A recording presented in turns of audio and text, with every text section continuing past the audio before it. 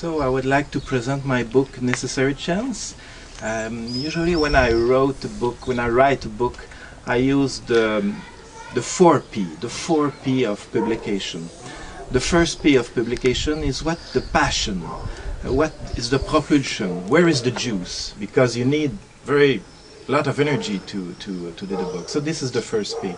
The second P of my publication is what is my proposition, because I write a book on synchronicity. There's a lot of books on synchronicity, but what is my special proposition? So this is the second P. The third P is what is the plan of the book. So we'll talk about it. And the 4P is what public, for what person I wrote that book. So the first P, the propulsion, the passion to write the book.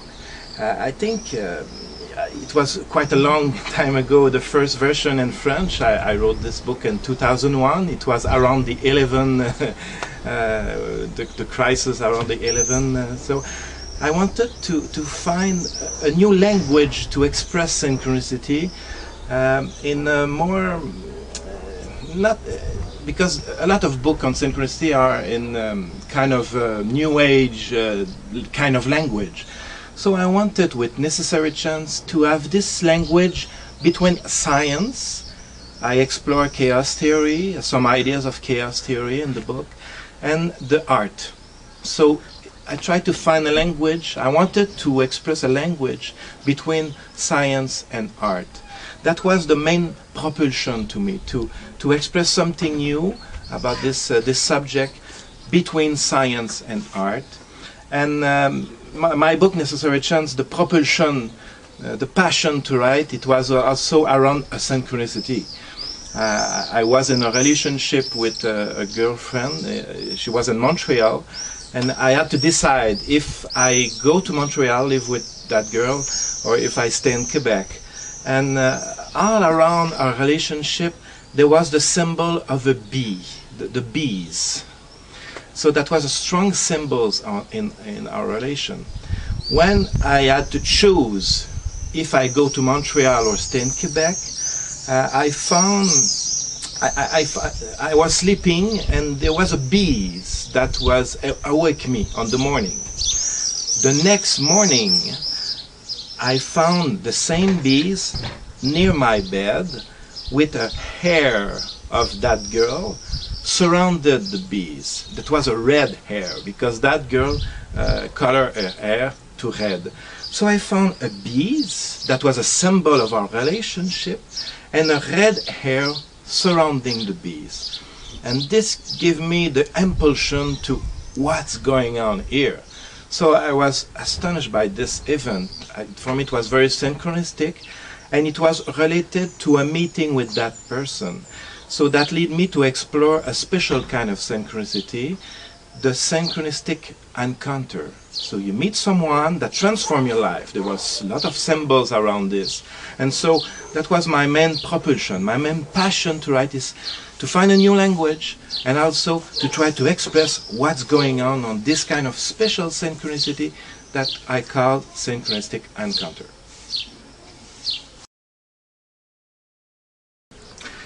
And then the second P of publication of a book is what is your original proposition. And so in Necessary Chances, I tried to explore a special proposition. It's called a synchronistic encounter. And that book, so that's the main proposition of the book. It's to explore the meeting with a person, with a book, with a movie, with a place that transform your life. Because there's a lot of coincidence in our life. Coincidence means coincidencia, two or a lot of things that fall together. This is coincidencia. But synchronicity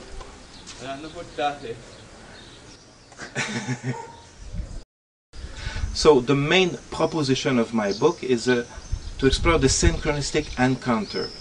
And what defines synchronistic encounter is a coincidencia.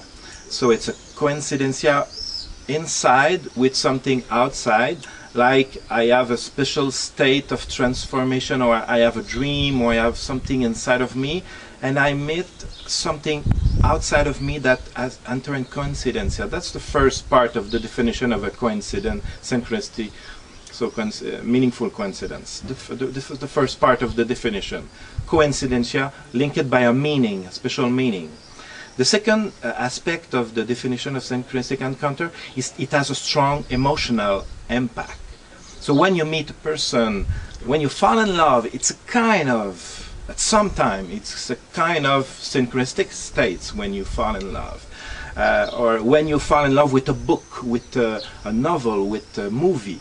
So the strong emotional impact that this encounter has, this is the second part of the definition. The third part, and this is very important to be a synchronistic encounter, it has to transform something in your life. If it's not transforming something, it's coincidencia, but not necessarily a synchronicity. This is a very important criteria. The transformation can occur long time, because when you encounter a book or a person, it's like a seed into your psyche, and this seed can transform in a long way.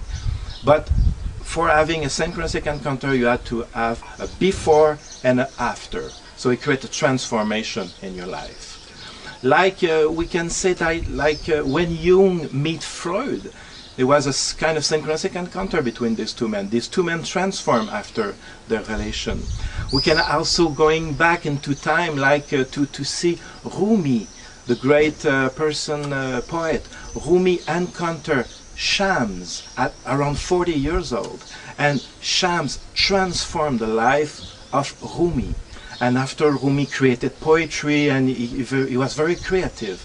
So for Rumi, his encounter with Shams was a kind of synchronistic encounter because it transformed something. So this is the third criteria of a synchronistic encounter.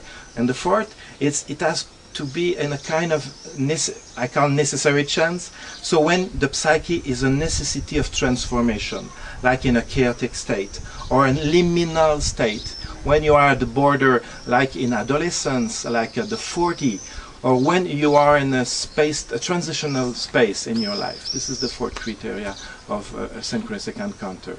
So that was the main proposition of necessary chance, to look at our life, to the main encounter that has transformed our life.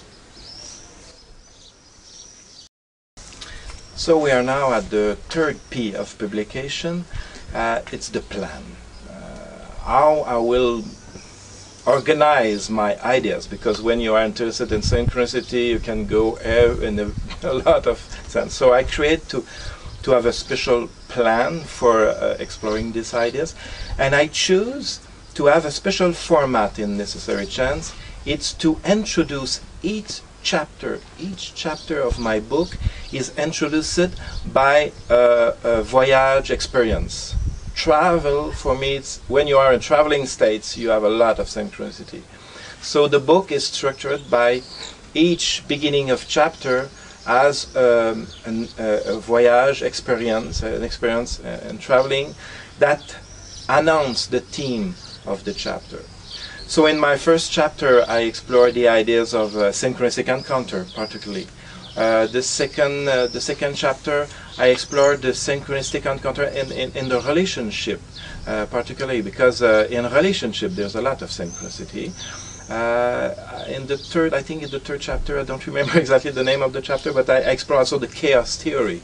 So I wanted to explore, because in my definition I said the fourth criteria is synchronicity more likely to occur in a chaotic states or kind of transitional states. So I explore metaphor from chaos theory that said that chaos is the best states for creating something new. And so I explore some ideas of chaos theory in a chapter. Also, I explore the ideas of the initial condition of a meeting. Look at the beginning of your encounter. There's sometimes a lot of symbols at the beginning of your encounter that will deploy over time. So the initial condition of an encounter is very important. Like I said before, my relationship with that girl, at the beginning there was bees around us everywhere. So that symbol was very present at the beginning of a relation. So initial condition is very important. So in that chapter I explore some ideas linked to chaos theory. And so each chapter have an anecdote of voyage. I also explore synchronicity with a place. I give an example where I'm going to Corfu, where I fall in love with the cliff of the Paleo Cristo. And I didn't know why I was in love with this space. It has a special genius, the cliff of Paleo Cristo. It was in Corfu, Greece. And when I returned to Quebec, I've learned that the cliff of Paleo Cristo was used in the old mythology to heal from a peine d'amour, to resolve when to resolve a love. Sorry, I don't have the name. To heal from love. So, at the mythology, when you fall into the cliff of Paleo Cristo and you turn around, there's a rock on the sea. When you turn 3 times around the rock, you heal from your love. you heal from your love. So I was fascinated by the cliff of Pari Center. Didn't know why. I was in a state of resolving a love affair, and then I had this correspondence with the place. So in the book I explore also some synchronistic meeting with the place that has a special symbolic meaning. In my last chapter, I also explore some relation between movies, like the movie Magnolia, The Fall of Frog. I don't want to reveal all the punch of my books, but I talk about the fall of frogs of the movie Magnolia. That's very synchronistic aspects. In my last chapter, I explore also the synchronicity that goes to intergenerational. So why sometimes we fall sick at the same age of an old grandfather or people like that. So in my last chapter, I explore transgenerational themes that cross the time. So that's the main plan of my book, Necessary Chance.